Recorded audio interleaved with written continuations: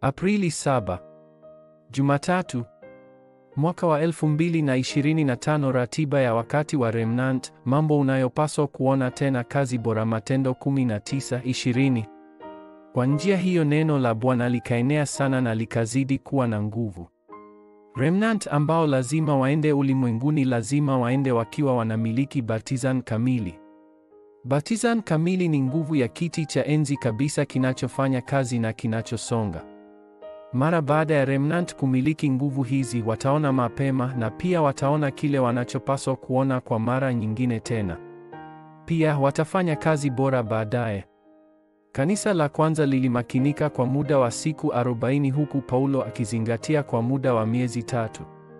Huu ulikuwa wakati ambapo baptizan 7 zikawa chapa zao, zile safari 7 zikawa mizizi yao na miongozo 7 vikawa asili yao iliyobadilisha ulimwengu.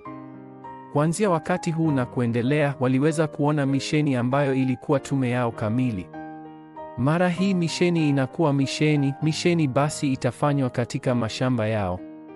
Hata kwa upande wako, Mungu alikujua tangu tumboni na akakuteua kabla ya kuumbwa. Kuanzia wakati huu, mambo makubwa yanaanza kutokea. Moja, kufurahia masaa 24. Kwanza, lazima upate nguvu ambayo hurejesha nafsi yako asubuhi. Wakati wa mchana, lazima ubadilishe kila kitu kuwa maombi. Usiku, lazima ufikie hitimisho lako juu ya mambo mengi na upate jibu kupitia ujumbe. Hii ni umakinikaji wa aina 3 na pia ni maombi ya masaa 24. Kwa hili, baptizan, safari na miongozo kwa njia kubwa inasonga ndani yako. Hili pia lilifanyika ndani ya Yusufu pia. Hata kama utapatwa na mfadhaiko au umeathirika kiakili, mradi tu unainua vizuri baptizan yako kupitia umakinikaji wa aina 3, utakuja kuona mpango wa Mungu. 2. Subiri masaa 25 kisha utaweza kusubiri hadi upate jibu kwa matatizo yako yote, mpaka migogoro yote iwe fursa, na mpaka migogoro na shida zote kuwa ratiba ya wakati wa kufanyika upya. Hii ndilo siri ya kwenda kwenye safari. Unapaswa kungoja hadi kazi ya masaa 25 ufalme wa Mungu uanzishwe.